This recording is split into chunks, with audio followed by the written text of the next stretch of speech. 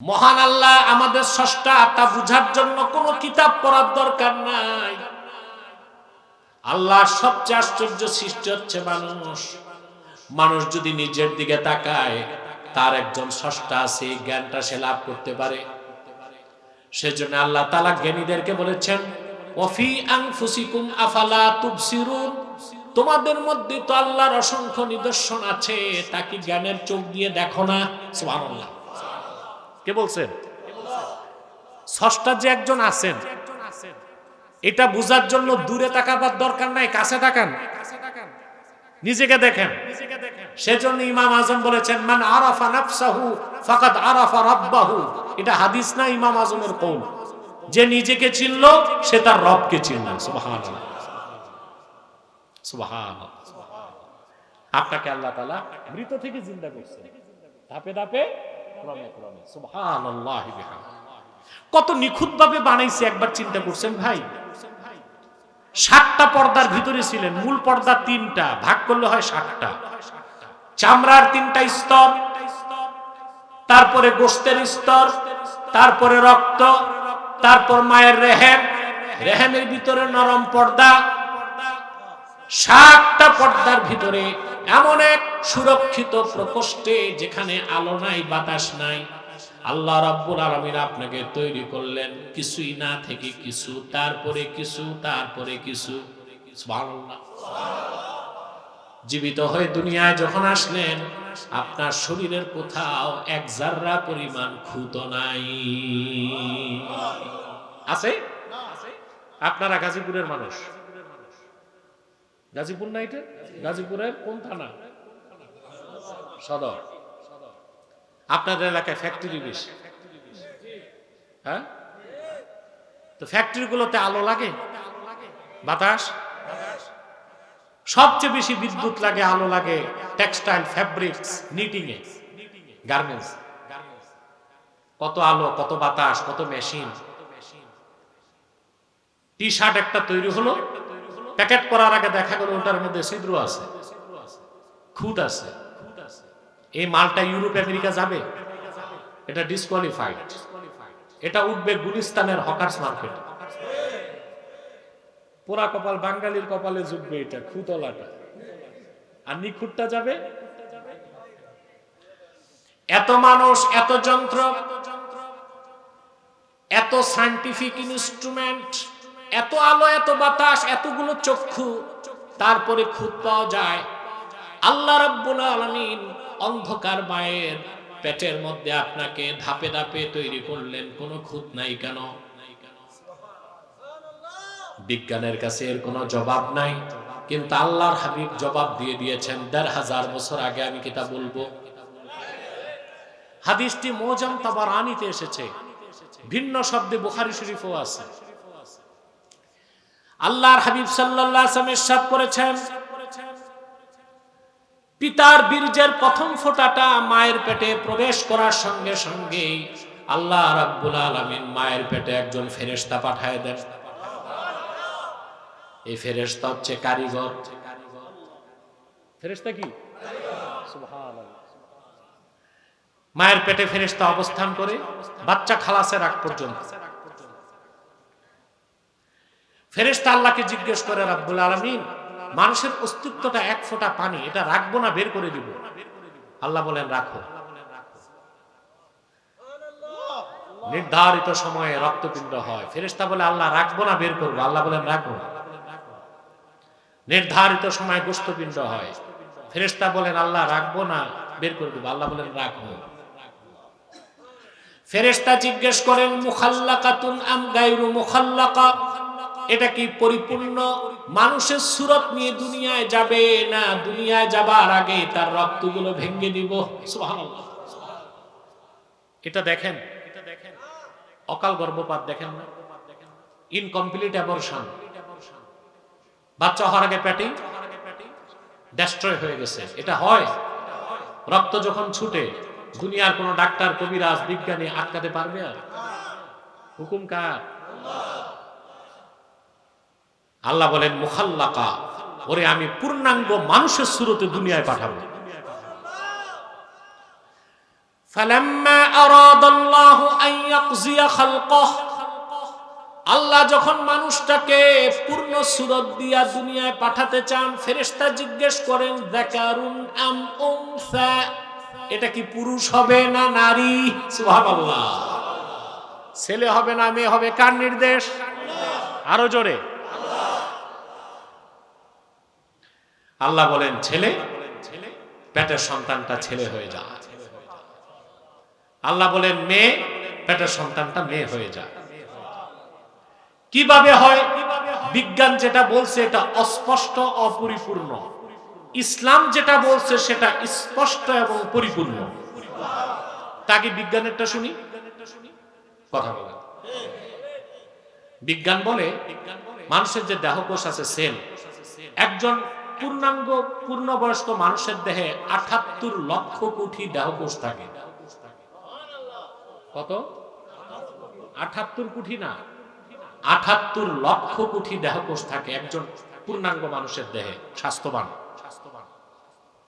এই দেহকোষের মধ্যে আল্লাহ তাআলা রেখেছেন ক্রোমোজোম। পুরুষের যে স্পার্ম, শুক্রাণু, মহিলাদেরটা হচ্ছে ওভাম, ডিম্বাণু। পুরুষের শুক্রাণুতে আল্লাহ সুবহানাহু ওয়া তাআলা যে ক্রোমোজোম রেখেছেন সেটা এক্স এবং ওয়াই, আর মহিলারটা হচ্ছে ডবল এক্স। 23 জোড়া ক্রোমোজোম থাকে, এর মধ্যে এক জোড়া হচ্ছে সেক্স ক্রোমোজোম, বাকিটা অটোজোম। আপনার আছেন এখানে প্রাণী বিজ্ঞানের ছাত্র? একটা মানুষ তো হাত তুললেন না। প্রাণী বিজ্ঞান পড়ছেন কেউ নাই? শুধু কমন বিজ্ঞান পড়ছেন এমনও কেউ নাই? তো নিশ্চয়ই বুঝতেছেন। আর এইসব কথা তো জনগণ বুঝবে না, আমি সহজ ভাষায় বলতেছি। পুরুষেরটা হচ্ছে এক্স ওয়াই, মহিলারটা হচ্ছে ডবল এক্স। তো বিজ্ঞান বলে পুরুষের সেক্স ক্রোমোজোম থেকে যখন ওয়াই আসে, মহিলার সেক্স ক্রোমোজোম থেকে এক্স আসে। এক্স ওয়াই জোড়া লাগলে ছেলে হয়। আর পুরুষের এক্স ওয়াই থেকে যখন এক্স আসে, মহিলার ডবল এক্স থেকে এক্স আসে, 2 এক্স মিললে মেয়ে হয়। জোড়া লাগায় কে? বিজ্ঞান এখনো খুঁজে পায় না। ইসলাম পরিপূর্ণ জবাব দিয়েছে, জোড়া লাগায় ওই কারিগর ফেরেশতা। বলেন কে? এটা নিচে রাখছেন কেন? বিসমিল্লাহ লেখা, নূরে মদিনা লেখা, উপরে রাখেন। জোড়া লাগায় কে? আল্লাহর হুকুমে ফেরেশতা, কারিগর। সুবহানাল্লাহ। আল্লাহ বলেন ছেলে হবে।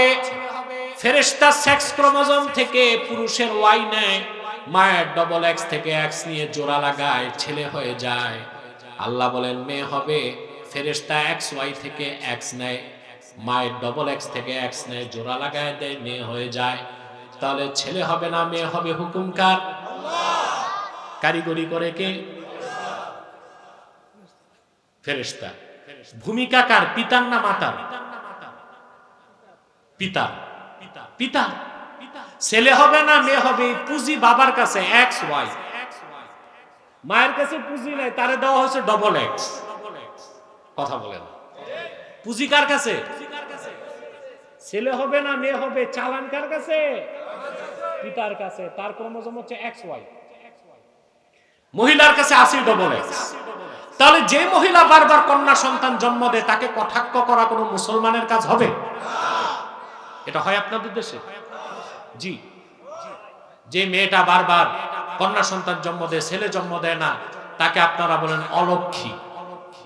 নাউজুবিল্লাহ। লক্ষ্মী বলেই তো কিছু নাই, আবার অলক্ষী কিসের? কথা বলেন না? লক্ষ্মী বলেই তো কিছু নাই, অলক্ষী আবার কি? এসব কুসংস্কার। মেয়েদেরকে জুলুম করবেন না। ছেলে হবে না মেয়ে হবে? হুকুম কার?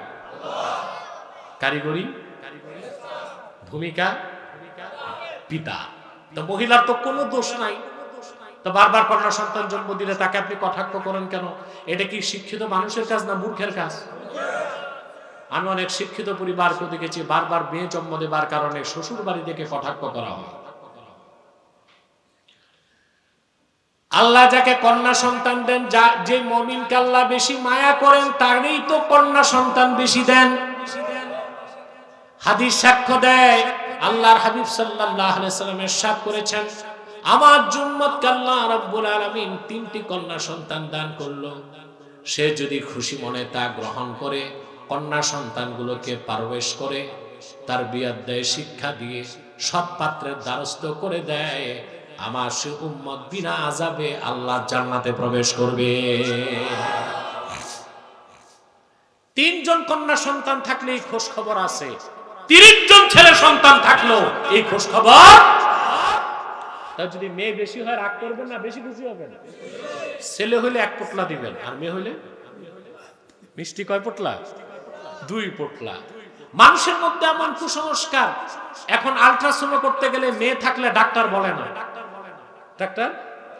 ডাক্তার ভয় পায় মেয়ে শুনে যদি বাচ্চা নষ্ট করে। তারপর বাচ্চা হওয়ার পর যখন নার্স এসে খবর দেয়, বিব্রত বোধ করে, আমতা আমতা করে, না আপনার একটা মেয়ে সন্তান হয়েছে। বাহ, খুশির খবরটা বলতে এত বিব্রত বোধ করছে মানুষ। তাহলে ছেলে হবে না মেয়ে হবে, হুকুম কার? কারিগরি করে কে? ভূমিকা কার? সুবহানাল্লাহ। এই এত কথা বললাম একটা জিনিস বুঝাতে, কুনতুম আমওয়াতান ফাআহইয়াকুম, তোমরা ছিলে মৃত, আল্লাহ তোমাদের জিন্দা করছে। সুম্মা ইউমীতুকুম, অতঃপর আবার তিনি তোমাদের মৃত্যু দিবেন। সুম্মা ইউহয়ীকুম, আবার জিন্দা করবেন। মানুষের মৃত্যু হয় আমরা দেখি, কথা বলেন, মৃত্যু দেখি না, মৃত্যু যে ঘটে তা কি দেখি? তা তো দেখি। আপনার আশেপাশের লোক চলে যাচ্ছে দেখেন না? মনে রাখবেন, জীবনটাও আল্লাহর সৃষ্টি, মৃত্যুটাও আল্লাহর সৃষ্টি। আল্লাহ রাব্বুল আলামিন বলেন, খালাকাল মাউতা ওয়াল হায়াতা লিয়াবলুয়াকুম আইয়ুকুম আহসানু আমালা।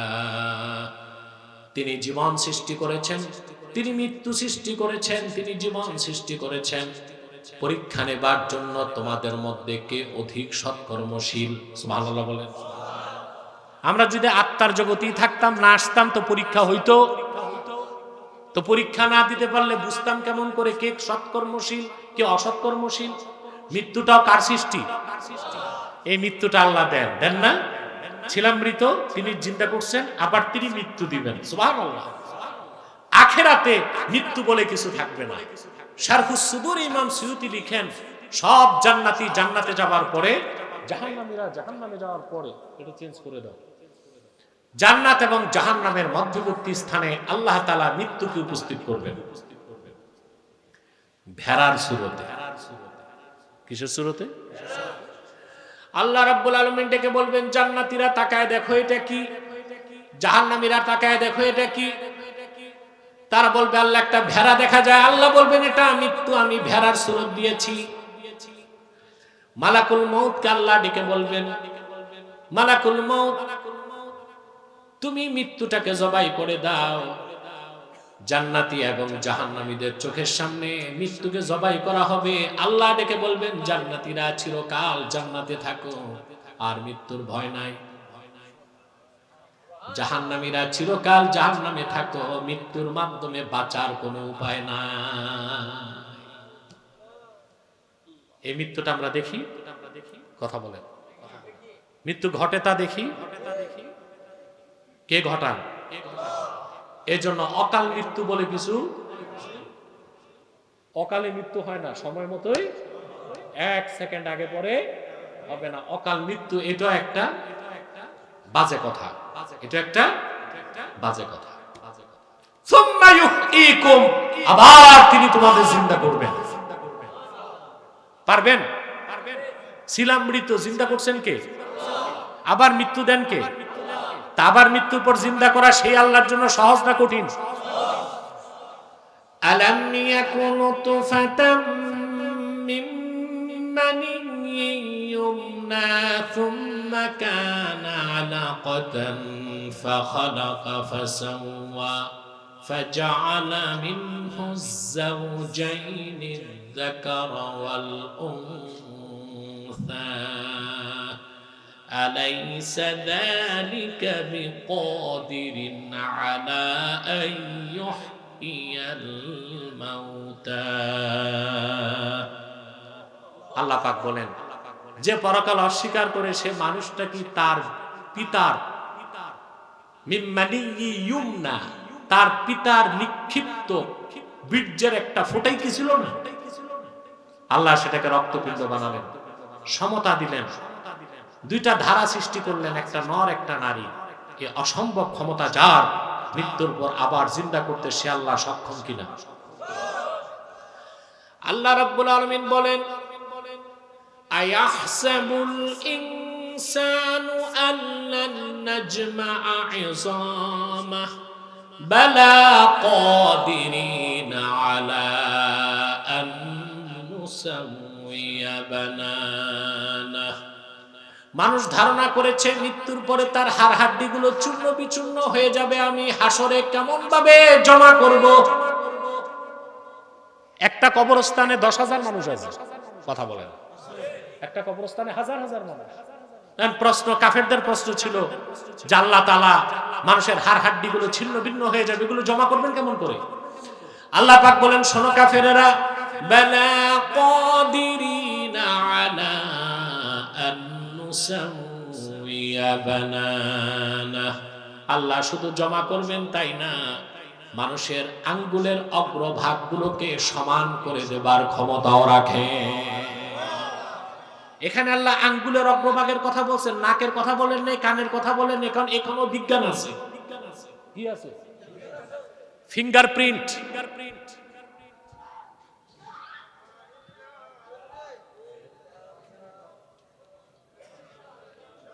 বসেন, জেনারেটরটা স্ট্যান্ড বাই থাকা দরকার।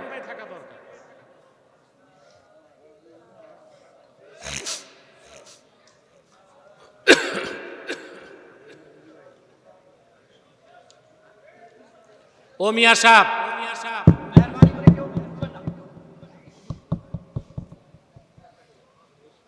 মাইকটা চালাও। কেন ভাবছেন অন্ধকারে চলে যায় কেউ দেখবে না? আল্লাহ তো দেখেন। এগুলো আসলে চালাক না, এগুলোরে খাস বাংলায় বলে কাউয়া চালাক। ঠিক কি না? উঠার কি ধৈর্যের সাথে বসবে, কয়েক সেকেন্ডে তো চলে এসেছে।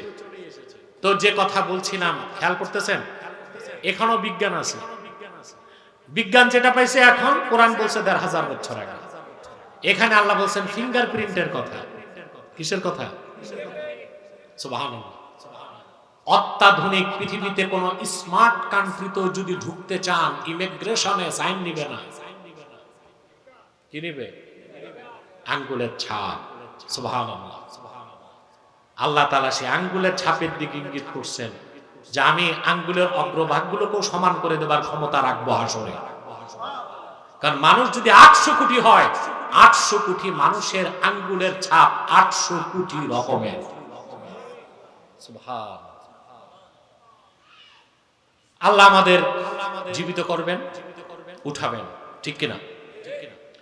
কিভাবে উঠাবেন? তাফসীর হোসাইনিতে এসেছে, কামা জিবরিল আমিন বাদা নাফাকাতিস সানিয়া, কামা জিবরিল আলা সখরাতি বাইতুল মুকদ্দাস।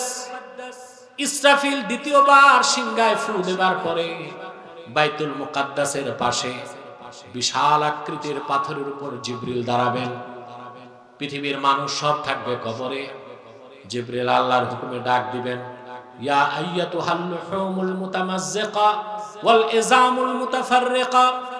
ও দুনিয়ার মানুষের গোশতগুলো যা মাটির সাথে মিশে গেছে, হাড্ডিগুলো যা চূর্ণ বিচূর্ণ হয়ে গেছে, হালুম্মু ইলা আরদির রহমান। রহমান ডেকেছেন, তার কাছে উপস্থিত হয়ে যাও।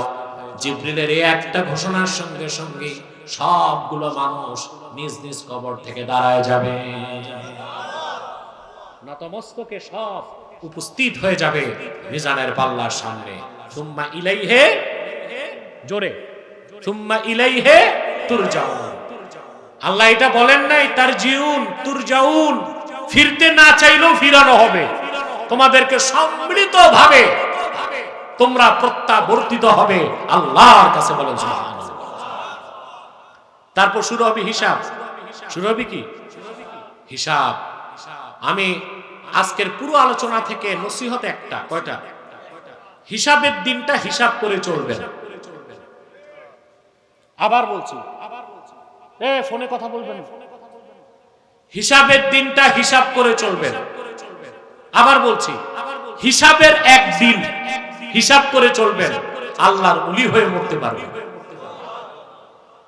একটা দিনকে হিসাব করবেন। কটা দিন?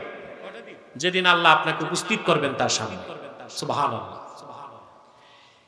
এই বিশ্বাস যার আছে, আমার প্রতিটি কর্মের জন্য আল্লাহর সামনে দাঁড়াতে হবে, সে লোকটা নামাজ তরক করবে না, জেনা করবে না, চুরি করবে না, সুদ খাবে না, চাঁদাবাজি করবে না, খাদ্যে ভেজাল মিশাবে না, জমিনে সীমানা ধাক্কা ধাক্কি করবে না, পাল্লায় ওজনে কম দিবে না, ধর্ষণ করবে না, ইফটিজিং করবে না, চুরি করবে না, দুর্নীতি করবে না। ঠিক কিনা বলেন?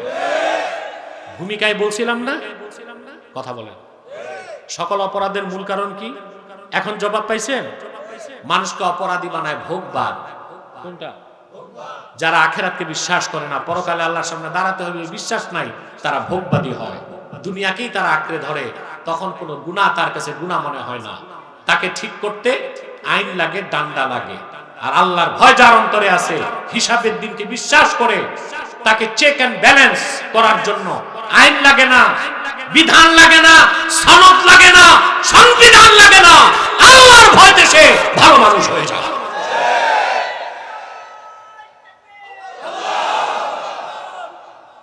আজ আপনাদের মধ্যে বিতর্ক চলতেছে, সংবিধান সংশোধন না সংস্কার। মনে করুন সংস্কার হয়ে গেল, তো হবেটা কি? সব মানুষ ওলি হয়ে যাবে। কথা বলেন, সব ভালো হয়ে যাবে। সনদ সংবিধানের বিতর্কে আমি যেতে চাই না। এই ব্যাপারে আমার লেকচার আছে, আমার বহুত লেকচার আছে এই ব্যাপারে। অরাজনৈতিক ব্যক্তি হিসেবে বিগত বছরগুলোতে যত রাজনৈতিক বক্তব্য আমি দিছি, আপনাদের নেতারাও এত বক্তব্য দেয়নি। এবং কোরআন সুন্নাহর আলোকে যা বলেছি, রাজনীতিবিদরা তা স্বীকার করছে। 3 মাস পর, 6 মাস পর, 1 বছর পর করে নাই।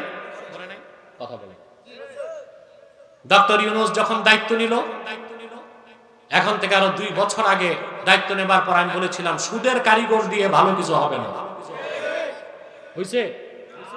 আজকে সংসদে জুলাই যোদ্ধা যারা স্টেক হোল্ডার, তাদের মধ্যে দ্বন্দ্ব চলতেছে।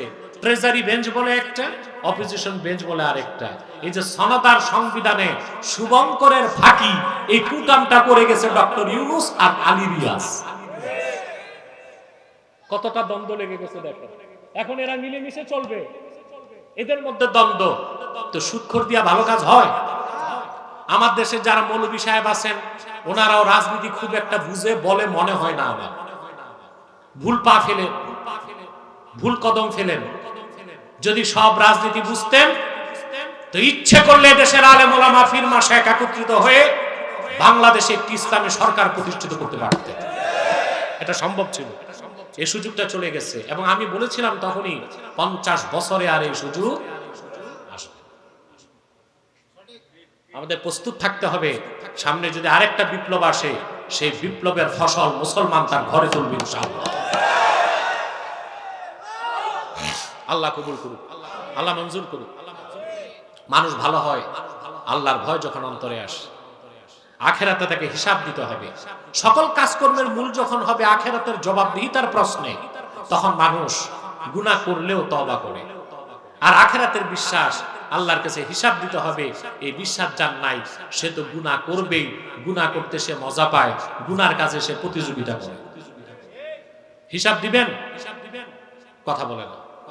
ভালো কাজের হিসাবও দিবেন, খারাপ কাজের হিসাবও দিবেন। আল্লাহ রাব্বুল আলামিন বলেন, ইয়াউমা তাজিদু কুল্লু নাফসিন মা আমিলাত মিন খাইরিন মুহদারা ওয়া মা আমিলাত মিন সু তাওয়াদ্দু লাউ আন্না বাইনাহা ওয়া বাইনাহু আমাদান বাঈদা ويحذركم الله نفسه والله رؤوف بالعباد। আল্লাহ পাক বলেন, প্রত্যেকটা মানুষ, প্রত্যেকটা নাফস দুনিয়াতে যে ভালো কাজ করেছে তা সে হাসর ময়দানে উপস্থিত দেখবে। সুবহানাল্লাহ। আবার সে যে খারাপ কাজ করেছে সেটার তিরস্কারটাও দেখবে। আপনি নামাজ পড়েছেন তা পাবেন, রোজা রেখেছেন তা দেখবেন, মাহফিলে বসেছেন তাও দেখবেন পাবেন। আবার পাল্লায় ওজনে কম দিয়েছেন, জিনা করেছেন, ব্যভিচার করেছেন, সুদ খেয়েছেন, ঘুষ খেয়েছেন, কারো পকেটে 2 আঙ্গুল ঢুকাইছেন, এটাও দেখবেন। মাতবরি সর্দারি করতে যে 2 দিক থেকে আকিস বিড়ির প্যাকেট নিয়েছেন, এগুলো চলে বাংলাদেশ? চলে কি না? এই গ্রাম্য মাতবররা এগুলো বেশি করে, 2 পক্ষ থেকে আকিস বিড়ির প্যাকেট নেয়, যেদিক প্যাকেট বেশি রায় যায় ওই দিক। এগুলো নাই বোধ এই এলাকায়, কম আছে বোধ, আগে ছিল এখন কমছে। এখন যুবকরা দায়িত্ব নিতেছে, তো এই জন্য সংস্কৃতির পরিবর্তন হচ্ছে। প্রিয় ভাইরা, সব দেখবেন, ভালো কাজও দেখবেন, খারাপ কাজও দেখবেন। মানুষ তখন আফসোস করে বলবে, আমার গুনাহের কাজ আর দৃশ্য থেকে আমার মাঝখানে একটা দূরত্ব যদি হইতো, কোনো লাভ নাই আফসোস করে। বলা হবে, ওয়ালাকাদ কুনতা ফী গাফলাতিন মিন হাযা ফাকাশাফনা আনকা গিতাআকা ফাবাসারুকাল ইয়াওমা হাদীদ। বলা হবে, ওয়ালাকাদ কুনতা ফী গাফলাতিন মিন হাযা, বান্দা এই হিসাবের দিন, এই বিচার আচার, এই বিষয় থেকে তুমি অমনোযোগী ছিলা, তোমার বিশ্বাস ছিল না। আজ তোমার চোখের পর্দা সরাই দিলাম, মানুষ তাকায় থাকবে, চোখের পাতাটাও নড়বে না, চোখ 2টা লোহার মতো শক্ত হয়ে থাকবে। সেই দিনটা ভয় করেন, কথা বলে না। আল্লাহ বলেছেন, ইয়া আইয়ুহাল্লাযীনা আমানু তাকুল্লাহা ওয়াল তানজুর নাফসুম মা কদ্দামাত লিগাদিন ওয়াত্তাকুল্লাহ ইন্নাল্লাহা খাবীরুম বিমা তা'মালুন। মুমিনরা, মহান আল্লাহকে ভয় করো, আর প্রত্যেকটা মানুষ যেন চিন্তা করে আগামীকালের জন্য কি পাঠিয়েছে। এই আগামীকাল মানে কি আজকে শনিবার গেল, কালকে রবিবার, তো কোনটা আগামীকাল? কিয়ামতের দিন, বিচারের দিন, যে দিনটা হবে 50,000 বছরের সমান। সেজন্য বলি মুসলমান, পরিশেষে একদম বিদায় লগ্নে আমার নসিহত, এই 1 ঘন্টার বেশি হয়ে গেছে না? কত এখন? এই তো 1 ঘন্টা 10 মিনিট হয়ে গেছে। আমার তো ঘড়ি চুরি নাই, আপনারা তো বললেন না হুজুর 1 ঘন্টা হয়েছে, তো আলহামদুলিল্লাহ বলেন মাশাআল্লাহ। প্রিয় ভাইরা, তো যে কথা বলছিলাম, এখন নসিহত কি নিয়ে বাড়ি যাবেন? বসেন না, বসেন, একটু বসেন, আমি টাইম দিব। নসিহত কি নিয়ে বাড়ি যাবেন? এই যে 1 ঘন্টা 10 মিনিটের সব কথা মনে থাকবে? কথা বলেন। বাসায় যাওয়ার পর যদি বউ জিজ্ঞেস করে, হুজুর কি কি বলছে বলো তো, 10 মিনিটও বলতে পারবেন? মূল কথাটা নেন, হিসাবের দিনকে হিসাব করে চলবে, পারবো তো ইনশাআল্লাহ? তাহলে আমরা প্রত্যেকেই যদি ঈমান থাকে, আকীদা সহি থাকে, আল্লাহর ওলি হতে পারলাম। আল্লাহ আমাদেরকে কবুল করুক, মঞ্জুর করুক, বলুন আল্লাহুম্মা আমিন।